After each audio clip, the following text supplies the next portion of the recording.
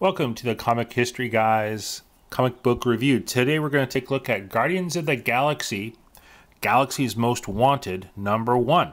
So this is there have been several volumes and editions of Guardians of the Galaxy, but this one is set apart by having a subtitle, Galaxy's Most Wanted. And if you're not sure exactly what the title of a comic book is, take a look at the fine print here. Don't know how well that comes through on the camera. It will tell you the exact title, Guardians of the Galaxy, Galaxy's Most Wanted, #1, September 2014. All kinds of interesting information. Stan Lee is still the chairman emeritus, according to the fine print. Anyway, we're moving on.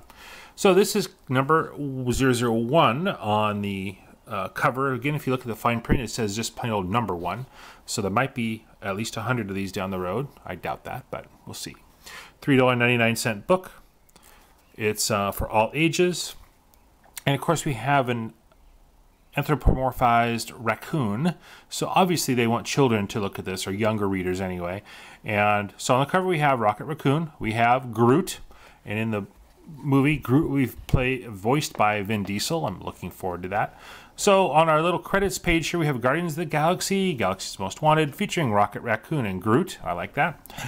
We have information on the creators of this book, writers Will Corona Pilgrim, artist Andrea DeVito, colorist Laura Villari, and lettering by Clayton Coles.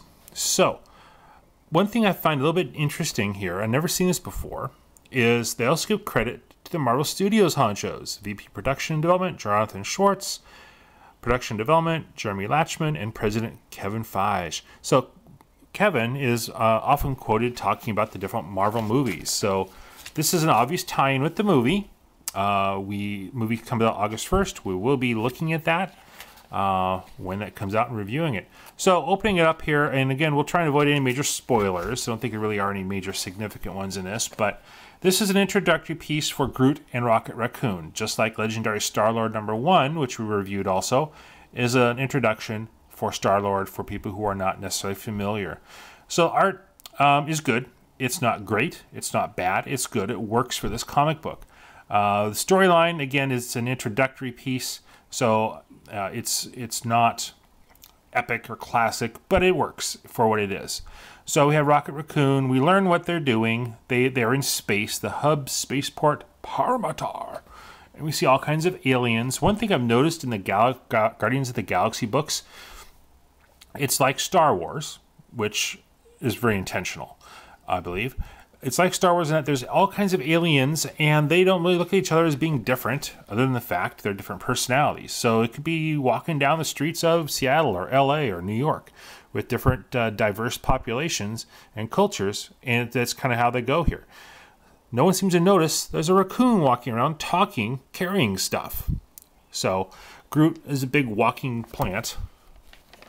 We'll get from there. So kind of flip through, look at the art real quickly. Again, they are in trouble, people trying to kill them, arrest them, etc., which is not unlikely in this guy's life.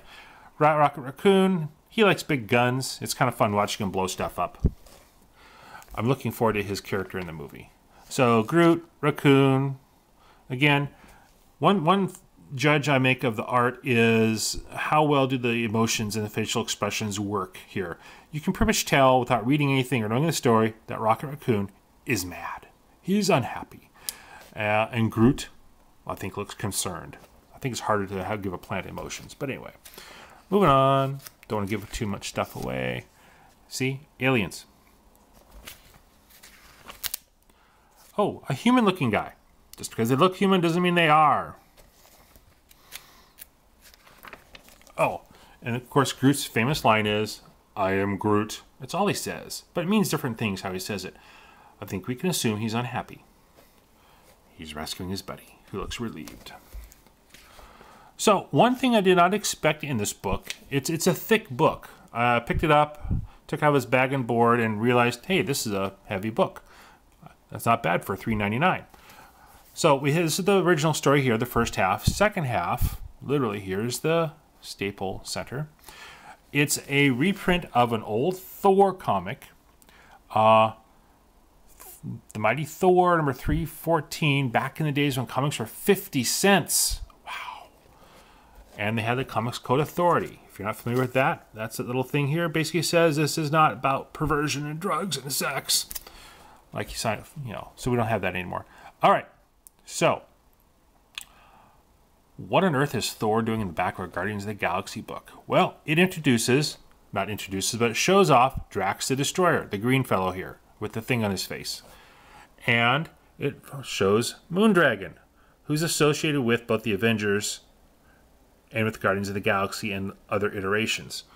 So this is, hadn't read this book before. If it's in my collection, I would have forgotten about it a long, long time ago. But it gives, the credit page splash page here shows that who the artists and the writers are. Jim Shooter's editor-in-chief. Axel Alonso is the current editor-in-chief. So this is typical 70s, 80s art. It works for Thor. I like it. Moondragon, of course, is always an interestingly dressed woman. Gives a bit of references here to stuff that happened in the Avengers between her and Mantis, who's also in the modern Guardians of the Galaxies. Immortus, if you know more Marvel history, you know he's a big, big deal. Talks about the origin of Drax, and Drax is in the movie, though he looks a bit different, though he is still green-skinned. Origin of Drax, Moondragon, these are retellings. Captain Marvel, I'd love to see a Marvel Captain Marvel movie. Alien thingies, and Drax the Destroyer likes to destroy things. And here he gets that thought, hey, I can destroy something. And this is actually a pretty well-written comic because everybody in this is basically depressed and wondering what their value is in life. And Drax the Destroyer, I mean, he doesn't have a whole lot going for him. His whole purpose is to destroy Thanos, who we know is going to be a big purple bad guy in the upcoming Marvel movies. Moondragon is associated with Thanos. Everybody is around here, this seems like. And so with Thanos, at that time he thinks he's dead. Destroyer has no reason to live, kind of gets suicidal, decides to take out other creatures with him, more or less, because he's a destroyer. Hey, who's the bald guy? It's not Alfred. That's Jarvis, Tony Stark's butler, who's also basically the Avengers' butler. In the movies, Jarvis is a computer. In the comics, he's a real human being, as far as we know. So, this action's pretty good. Of course, we have good guys fighting each other. Destroyer's kind of mind-controlled by this weird thingy on his head. The good guys battle. Pretty good battle scenes. And, of course, in the long run, the one with barely any clothes on doesn't really do a whole lot, but she's there for eye candy, especially back in these days. Though she's a martial artist, she did kind of save Thor a little bit. But one nice thing about the old Thor comics, by the way, going back to Journey into Mystery, his original comic title, the back end there's a short story, The Tales of Asgard, home of the mighty Norse gods. And here the scripters are Mark Grunwald and Ralph Macchio, artists Keith Pollard and Gene Day, letterer Joe Rosen, Jim Shooter's editor-in-chief. These are the classic 70s and 80s Marvel creators. I always loved how they did the Norse, Asgard, Thor, Odin stories.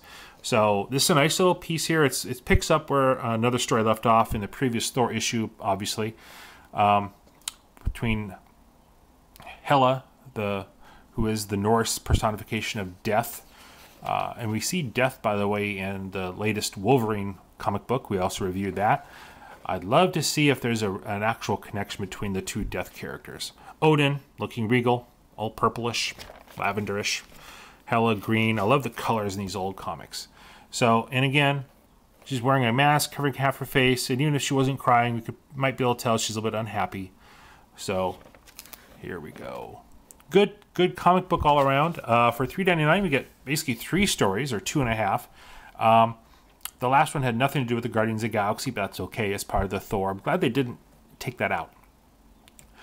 If you want to learn more about the Guardians, about what the Rocket Raccoon is about, what Groot is about, their relationship, and their relationship's pretty important to the Guardians storyline. I think that's what this book was about, is what's their relationship to each other.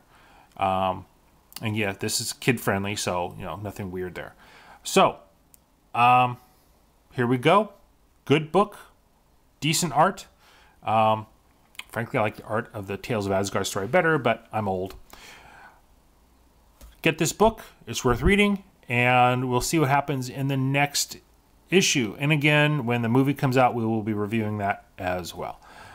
Take care. Thanks. Bye.